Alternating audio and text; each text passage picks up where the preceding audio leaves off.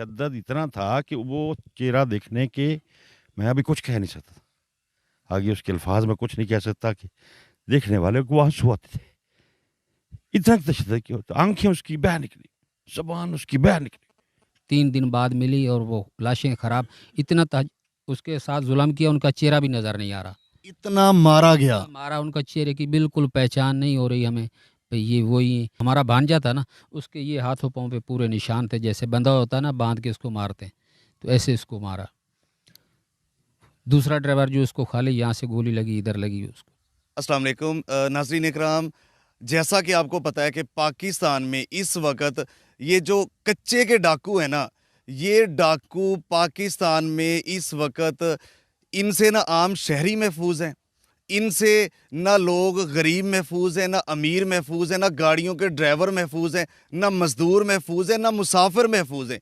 पाकिस्तान का कोई बंदा महफूज नहीं है। ये दीदा दलेरी से जिसको चाहते हैं उठा लेते हैं, जिसको चाहते हैं अगवा करते हैं, जिसको चाहते हैं तशद्दुद करते हैं और जिसको चाहते हैं बेदर्दी के साथ कत्ल कर देते हैं। इनको पूछने वाला कोई नहीं है। 35-40 साल से मैं आपको इससे मज़ीद इंट्रो देने से पहले बता दूं कि इस वक्त ये मैं ज़िला खानेवाल की तहसील मियाँ चन्नू के नवाही गांव 78B15L में मौजूद हूँ। इस गांव में यहाँ पे 2 दिन पहले यहाँ पे लाश पहुंची है और कोहराम मचा हुआ है गांव में। ड्राइवर था, वो लेके जा रहा था ऑयल एजेंसी का, जैसे पता है आपको ऑयल लेके जाते हैं ट्रालों में, तो ऑयल लेके जा रहा था। ड्राइवर और कंडक्टर दोनों को उतार के उन्होंने वो ऑयल भी छीन लिया, उसके बाद उनको मार भी दिया गया। लाशें शापरों में बंद 3 से 4 दिन बाद जो है ना वो स्मेल आ रही, गली सड़ी लाशें इनको मिली हैं। ये हशर है पाकिस्तानियों का, इनको पूछने वाला कोई नहीं है। जहां राह जाते हुए जिसको भी उठा लिया, जो भी कर लिया। और मैं यहाँ एक चीज़ और आपको बताता चलूँ कि इनको अंदर से सपोर्ट है, पक्के के डाकुओं की सपोर्ट है। आप समझ रहे हैं ना मैं किन किन की बात कर रहा हूं। ये हुकूमतों की सपोर्ट है। कभी सिंध हुकूमत की सपोर्ट होती है तो वो पंजाब की तरफ कहते हैं भाग गए, अगर पंजाब हुकूमत के ऊपर बात आती है वो कहते हैं सिंध की तरफ भाग जाते हैं।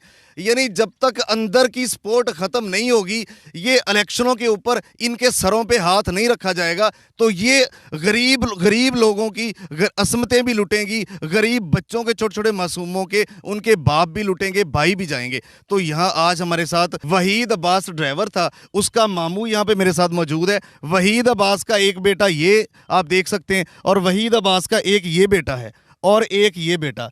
ये 3 मासूम नन्हे बच्चे हैं जिनका कोई कसूर नहीं है और एक बेटी भी है। भाई बता रहे हैं एक बेटी भी है। उनके सर से छत और साहिबा छीनने वालों निशाने इबरत तुमको बनाया नहीं जाएगा, तुमको फैसिलिटेट किया जाएगा। ये पाकिस्तान का कानून है। तो यहाँ पे उनके मामू से पूछते हैं कि सूरत हाल वाकया असल बना क्या। अस्सलाम वालेकुम। वालेकुम सलाम। भाईजान कैसे हैं? शुक्र अल्लाह का। अच्छा, क्या सूरत हाल हुई और आपसे कब राब्ता हुआ और वो कब गए और कैसे हुआ?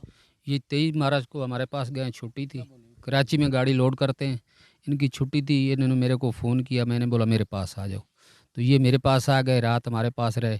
तो एतवार को भी हमारे पास रहे, पीर को यहाँ से निकले, इन्होंने गाड़ी लोड की। शाम को मैंने फ़ोन किया, इसने बोला गाड़ी लोड होगी, हम जा रहे हैं। चले गए। पीर को गए गाड़ी लोड होगी? हाँ, पीर को गाड़ी लोड करके वहाँ से। कहाँ से गाड़ी? कराची से। अच्छा, कराची। हाँ, कोट कासिम से रवाना की। फिर आगे मंगल को इनको मैं फ़ोन किया रात को 10:55 पे। मैंने आखिरी कॉल जो आपने की कॉल जो थी, इनसे मैंने पूछा बेटा कहाँ पहुँचे हो? इसने बोला हम सादकाबाद में पहुँच गए। मैंने बोला खैर खैरियत से? बोला हाँ। वो हमारी आखिरी कॉल हुई। उसके बाद फिर दूसरे दिन हमने नंबर ट्रेस किया तो उनके नंबर बंद जा रहे थे। चलो बैटरी ख़त्म हो जाती है, हम थोड़ा हौसला कर गए।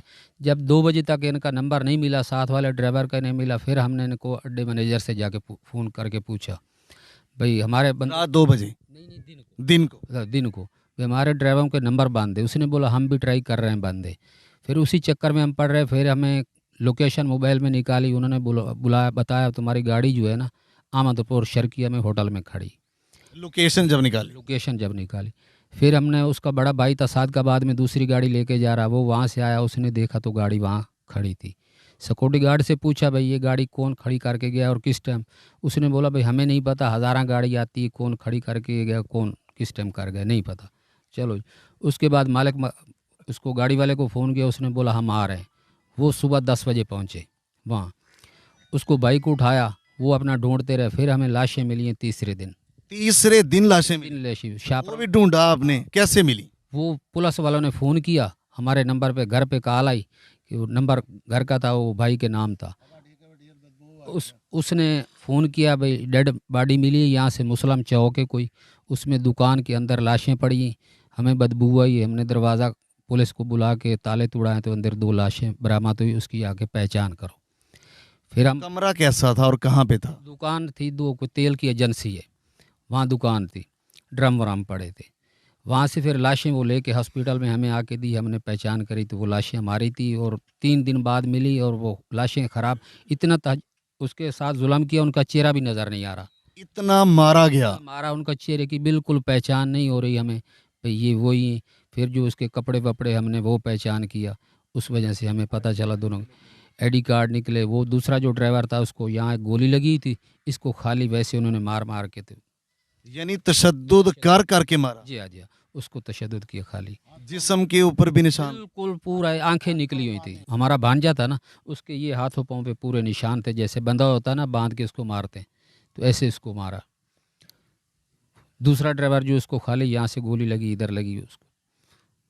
बाकी चेहरों की पहचान नहीं हो रही थी, इतना जुल्म उन्होंने किया, बिल्कुल पहचान नहीं हो रही थी। पूरा जिस्म भी निशानों से? खराब था। तो हम 3 दिन बाद इधर लेके आए तो हमने दफन किया उनको। अभी इधर इधर थोड़ा सा मुड़े जी, बुजुर्ग आप बताएं। देखें वहाँ पर जितना टाइम ये रहा है ना, देखें 2 रातें और 2 दिन, 2 रातें और 2 दिन उन्होंने शाहपुर में दोनों डेड बॉडी सील की हुई थी। अच्छा, सील की? सील की हुई थी, किसी को पहचान क्या करनी है किसी ने। जब सील बॉडी जब अस्पताल में आकर खुली हैं, और अस्पताल में खोलने के बाद तब जाकर चेहरे की पहचान हुई। वो भी उस वक्त तशद्दुद ज्यादा? तशद्दुद तो देखने का काबिल नहीं था। उसके बाद हमने इस गांव वाली आवाम को उनका चेहरा देखने नहीं दिया। देख सकते इतना तशद्दुद किया कि चेहरा नहीं? तशद्दुद इतना था कि वो चेहरा देखने के मैं अभी कुछ कह नहीं सकता, आगे उसके अल्फाज में कुछ नहीं कह सकता कि देखने वाले को आंसू आते थे। इतना तशद्दुद किया, तो आंखें उसकी बह निकली, ज़बान उसकी बह निकली।